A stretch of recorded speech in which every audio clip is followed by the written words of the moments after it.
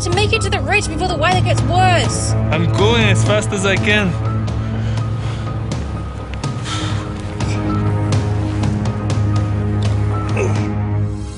Adam! Oh!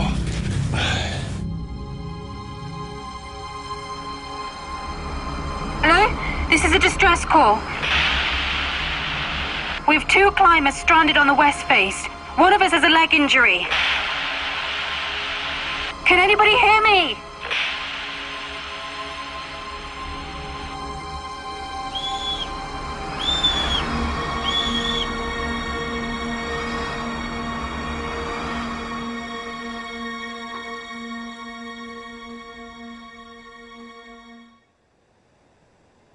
Hannah, come in from rescue base.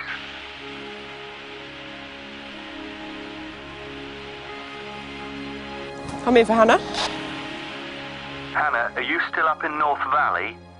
Yeah, sure am. We've picked up what appears to be a distress call from some climbers. We think they said they're on the west face. Do you know it? Yeah, sure, I know it well. We're putting a team together, but can you head up there in advance to see if you can locate their exact position? Sure, copy that. Base, the weather's been coming and going a bit. Do you have a forecast for the next couple of hours? More of the same, I'm afraid.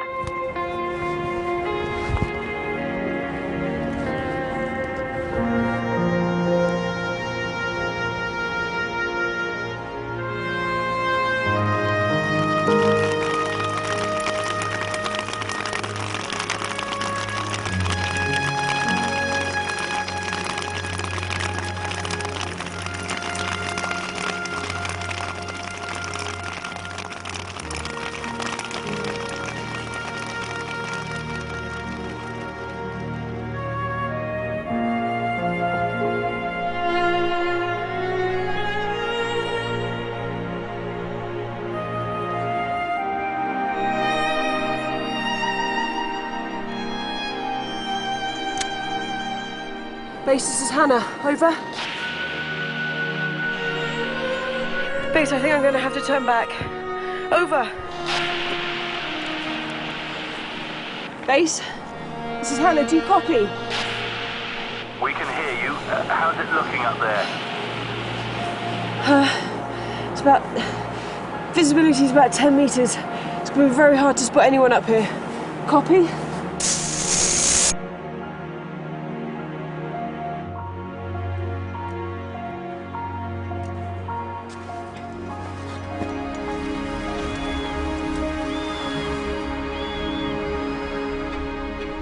Base, this is Hannah. Copy? Come in from base. I can hear a whistle somewhere on the wind. Copy? Okay, copy that.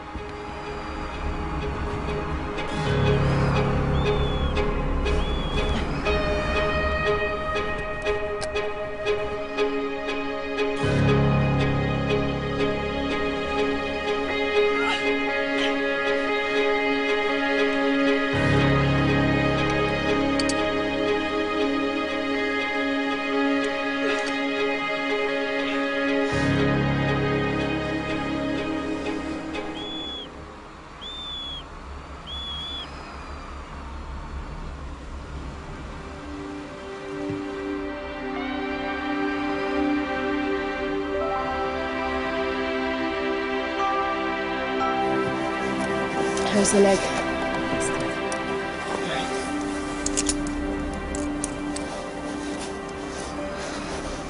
Base, I'm on the ledge with them. They're okay. They're safe. Vitals are okay too. Over. The team are on their way. Send up a signal so they can clock your location. Copy that.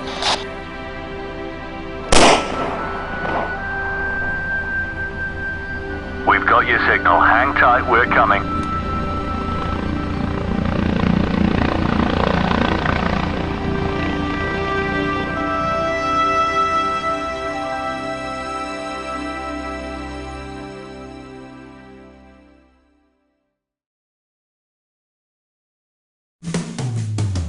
Getting an invite from a friend is always really nice, whether it's out to dinner, a birthday party, or even just for coffee. I've got an invitation, and today we're looking at the power of a personal invite. If we could ask God on a regular basis, is there somebody God is calling us, nudging us, prompting us to invite? And then to actually kind of go and invite that person. This final session will set us up with some key action points. I've invited some friends to a do-it-yourself pizza kitchen where we're going to discuss things to go and do to help us talk about Jesus. It's powerful when we listen, because I think that builds a relationship. It builds a sense of like, I want to hear what you have to say. I want to know you a bit more, and then being able to speak into that. Javan has an invite also to a golf driving range. When we're talking Jesus, we've got to aim for something. You know, if you aim at nothing, we'll hit it, right? Yeah, that's true. As you saw. As we just, yeah. We're going to be talking targets, perseverance, and follow-through. This is Talking Jesus, training Christians to share their faith.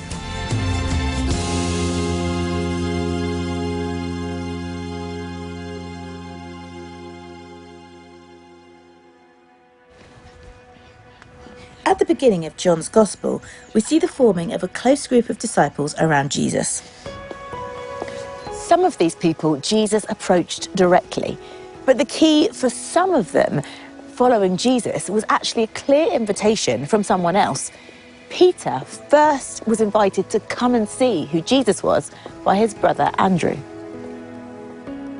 So many people come to faith simply because someone else asked them to come and see Jesus at work in his church. Hi, Rachel. Hi, Jo. You got your invitation? Yeah, really excited. I'm so looking forward to hearing what Michael's got to say. Hi, Michael. Good to see you. Got you some popcorn. Nice. Some ice Great. cream. Yeah. I'm going chocolate. Okay, strawberry. Oh, lots of cream. Great, fantastic. Well, Michael, thank you for the invitation, but what's this about? Well, I've been researching invitation for the past 14 years, trying to understand why Christians don't invite their friends. Because what I've discovered is that a personal invitation makes an incredible difference. Yeah. So what stops them? Fear.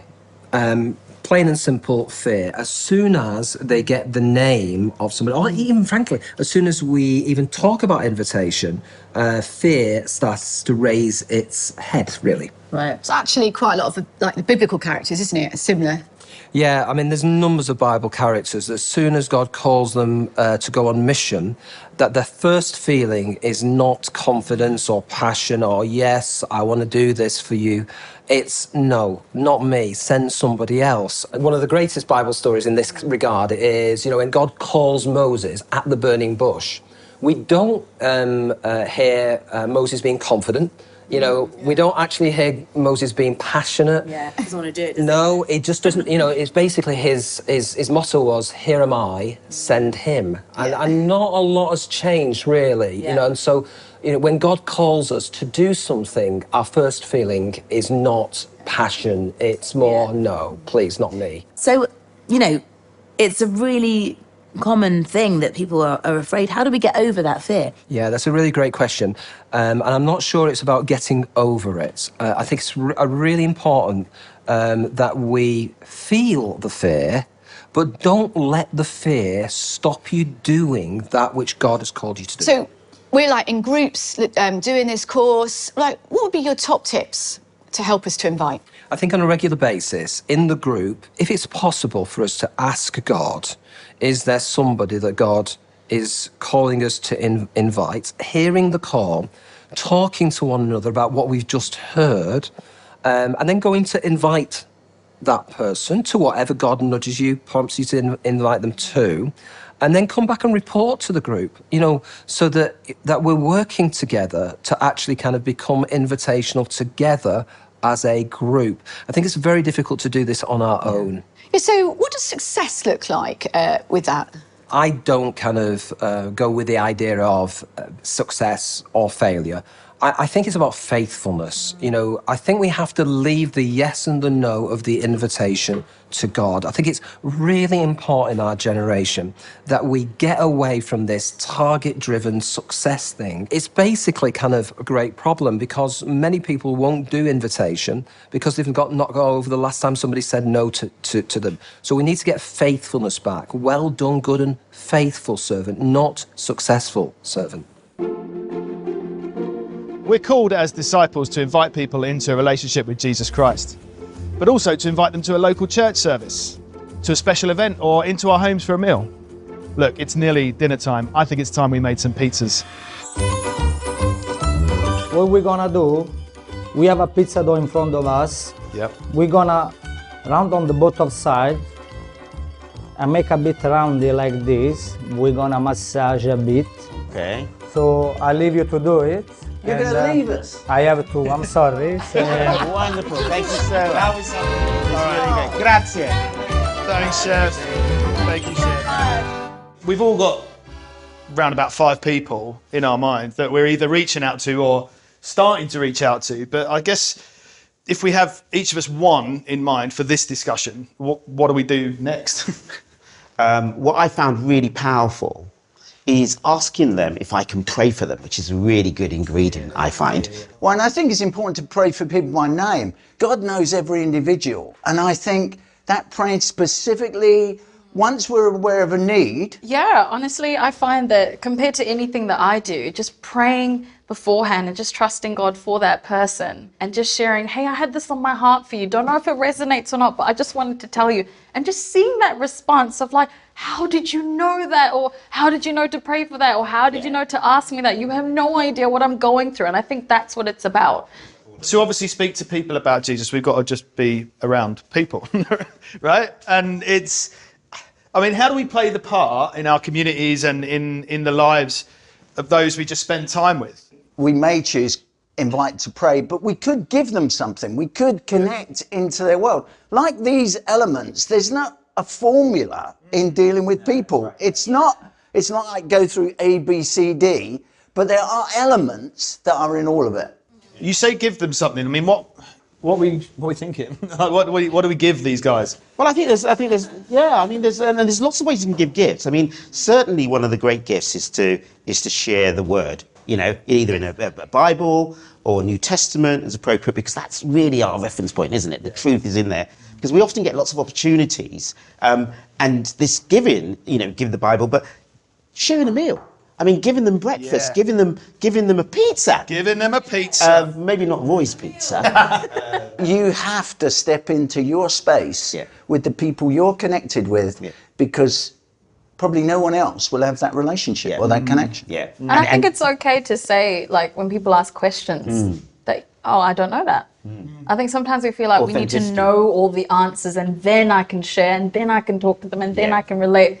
But none of us has the ultimate knowledge of everything at all. Yeah. So I think it's okay to just be humble, be like, actually, I don't know, but do you want to find out together? Do you want to discover that with me? That's okay, because God will use you in the way you are. And it's really important, Roy, that, because I think a lot of people are fearful that they have to become somebody else. Do you know what I mean? No, yeah, absolutely. And it's really important that people feel that actually God can use who they are. When we talk about Jesus and we're sharing Jesus, it's no one thing. It's all the elements that go up to that conversation or into that conversation. So what's happened in their life up until this point, all those elements connect to that moment as we share Jesus.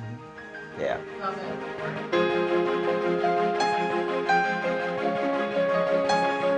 So, I've been invited down to a golf range here in London. I'm here to meet Andrew, and I think he's got some golf lessons lined up for us. Not sure what that's got to do with talking Jesus, but let's go find out. Hey, my friend, how you doing? Andrew. That's the golf club. Thank you. Good to see you. Should we hit a few balls? Oh, what do I do with it? All over. Oh. Straight down here.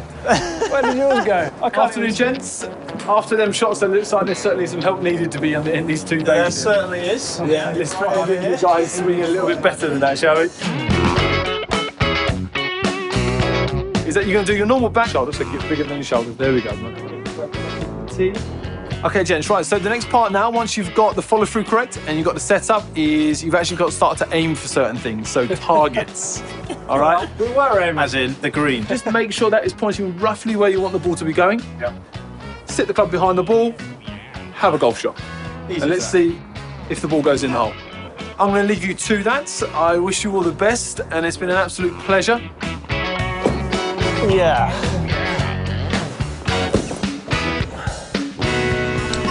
So Andrew, this has all been great, eh? But what's the link between this and talking Jesus? have a target, you know, hit towards something. And I think that's a really good tip. When we're talking Jesus, we've got to aim for something. You know, if you aim at nothing, we'll hit it, right?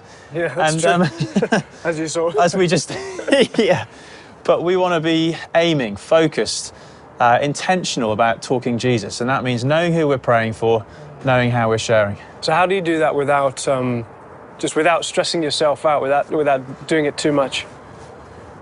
Yeah, that is a challenge, isn't it? But I think it's saying, on the one hand, be intentional, you know, choose the right club, think it through, but on the other hand, don't force the shot. You know, let that club do the work. And I think when it comes to talking Jesus, we need to be intentional, we need to know what we're doing, be focused. Sure. But we've also got to let God do the work. Ultimately, no one is helped by us forcing it, by putting pressure on. That's counterproductive. We need to trust that God's story is powerful, that the Holy Spirit's with us, and as we just do our everyday talking Jesus, God's Spirit will do the work, and we'll see lives change without forcing it. Yeah, great.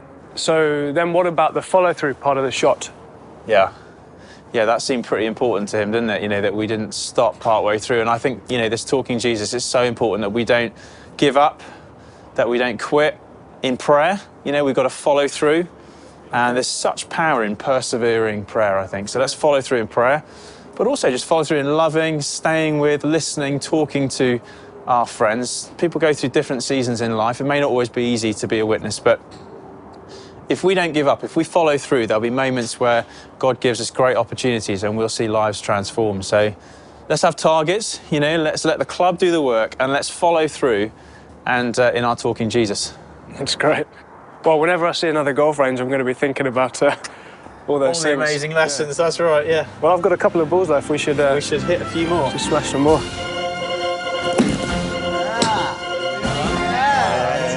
Truth. This is what you call heavenly. So, Roy, what do we do when we just don't know what to do? Well, you've done this entire course, so hopefully you have some idea of what to do and how to do it, and that it's perfectly natural. But let's just recap on some of the things that we've gone through. Prayer is really, really important. Secondly, let's be in community with people is really, really important. Thirdly, let's recognize that we need to be invitational people. So we actually invite people to things that we value, that we think are important. Fourth, give. We've found the power of the Bible. 24% of people come to faith through reading the Bible. So let's give. Wow. Maybe Mark's Gospel, or show them something on YouVersion, or a digital, or something. Yeah. But the Bible is really, really powerful. And the final thing is that our story is really valuable. And once we've connected with their story, let's not be ashamed of our story. So those are the 5 things that are really simple. We just need to do them. Yeah, that's great. Lionel, talk to us about prayer. Yeah, so I mean, it's really important, and you're closer for people requesting prayer than you think you are, because really it's important. I remember an example when I used to go to a barber shop, and I used to go there for a long time, and then one day one of the barbers asked me to pray, and I haven't got time to say how it's transformed his life, just that thing. And then pray almost straight away if you can. So often we sort of say, yeah, I'll pray for you. Sometimes you forget, or the present prayer, powerfully speaking into somebody's life at that moment can really be important. Yeah, that's great. And when you're in the barber's chair, you're there forever anyway. So. Yeah, that's true. Well, not like this. I was going to say, not you, Roy. Sharon, what about when it comes to sharing with people? Oh, do you know what? Roy said it. It's like your story is one of the most powerful things, because it's your story. Anyone can come and dispute whatever and argue about the Bible, whatever, but they can't argue that your story didn't happen. So even before sharing, I think just to listen to what that person is saying or what they've been through, it's powerful when we listen, because I think that builds relationship. It builds a sense of like, I want to hear what you have to say. I want to know you a bit more, and then being able to speak into that. So there's a balance to be struck, you know, with being present and staying in close proximity to our friends, our neighbours, our family, our colleagues, and actually having the confidence to speak up and say something and to offer prayer, and ultimately to inviting them to something at our church. In the most natural way in the world is the easiest way to do this.